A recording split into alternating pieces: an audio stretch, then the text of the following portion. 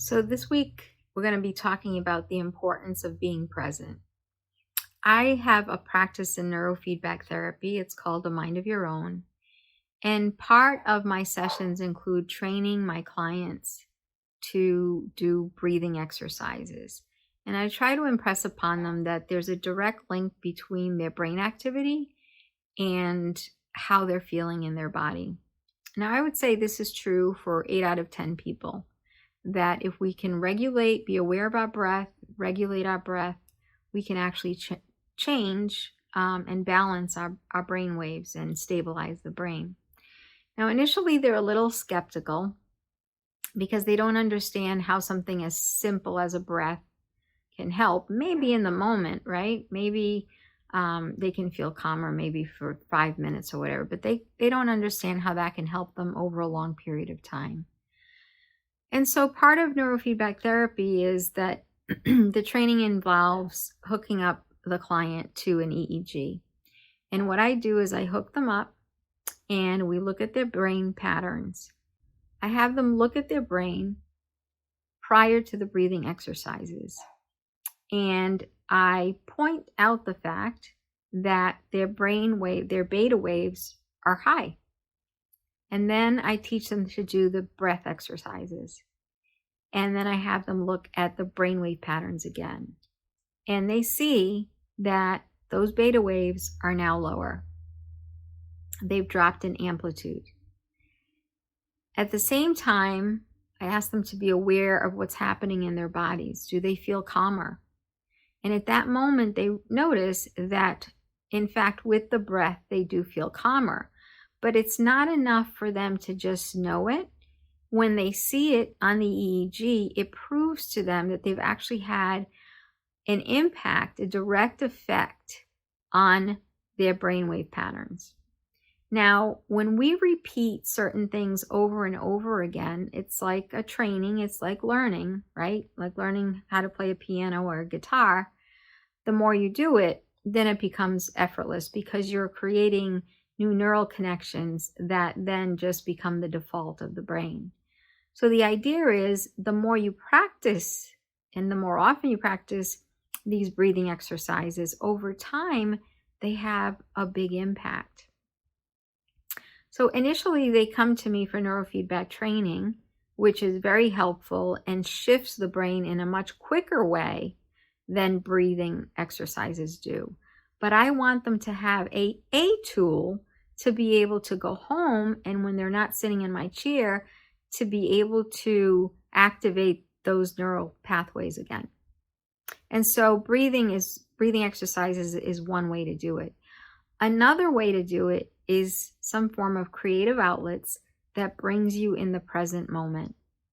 So anything that you can do, whether it's gardening, going for a walk on the beach, hiking in nature, anything, and this is going to be, personal and different for everybody, but whatever resonates with you that you feel can bring you into that present moment, that's a way of actually directly affecting your brainwave patterns, of lowering those anxiety-provoking beta waves and helping you to stay more in the zone. There is research out there that shows that people that experience awe, those moments where we feel that sense of awe, is directly related to our well-being. And there's some research out of UC Berkeley by Dacher Keltner, and he puts it this way: that awe, wonder, and beauty promote healthier levels of cytokines suggests that the things we do to experience these emotions, a walk in nature, losing oneself in music, beholding art, has a direct influence upon health and life expectancy. So this isn't just, fluff. This isn't just a luxury. Finding creative outlets, creative activities, finding moments or opportunities to bring you into the moment directly is related to your overall health. It lowers your stress hormones. It affects your cytokine levels. and it regulates your brain waves. And so these are things that we have control of. These are things that we can incorporate into our lives. And when we do that on a regular basis, we can improve our health, our sense of joy and well-being in the world, our sense of peace, and we can deal with stressful occasions that, of course, are going to present themselves because stress is part of life, but we have to find a way to buffer that. So in this week's exercise, we're not going to be using paint. I want you to instead to use your cell phone camera. And just going about your day, I'd like you to notice things around you. Notice the details. Try to find something that you find interesting or beautiful, or that is something a little bit out of the ordinary. And I can give you examples, of things that affect me and bring me joy. They don't have to be a sunset or a sunrise on a gorgeous beach in Maui. That's wonderful if you can do that, but we have those small moments in our lives. And if we train our brains to notice those moments, over time, that makes a difference. So let me show you some examples of things that bring me joy in my daily life. So here's a book I created on Chatbooks, which is a really fun site and easy to do. You can develop your pictures on there and create these small books, and they're really inexpensive to do, so I highly recommend you check that out. But I'll give you some examples here of the kind of photos that appeal to me. So this was out in my backyard. This was towards the end of the season, and these calla lilies were already, they had dropped all their flowers. But I just thought that these were so pretty. The texture, the design, the lines, the lime green, it just caught my eye. So, I took a picture, and for that moment, I was able to relax and be in the moment and just focus on the beauty that I found in this.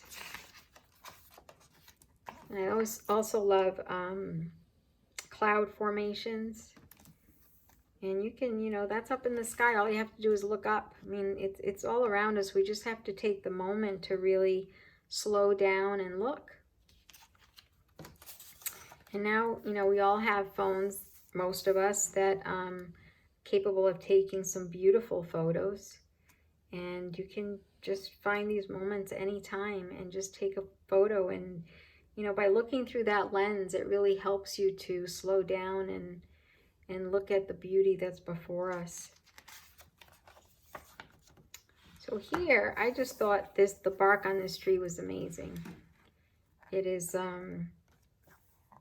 the lines and the textures, the brown up against the green. It almost looks like an abstract painting. And here, how beautiful, right? I mean, I just think nature is the best artist. This was like on a day that we had a nice storm, and we still had the berries left on the bushes, and I just thought that was so beautiful. And I'm giving you some examples. I'm sure you have a million of them of your own that you can find. You just have to bring your attention to it. These were some rock formations that were on a cliff walk nearby where I live. I just love the way that the sun was shimmering through, was hitting the water, and a school of fish was right here. So, this doesn't do it justice, right? Because it's all about the moment. It's not about the photograph. It's about what I felt in that moment.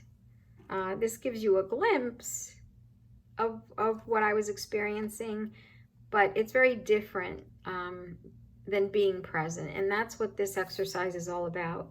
It's about just bringing your awareness to what's around you and finding something in your life that can help you be in that moment, shift your brain waves, slow your breathing, lower your cytokines, lower your stress hormones, and increase your sense of peace and joy. And that's what this week's exercise is about.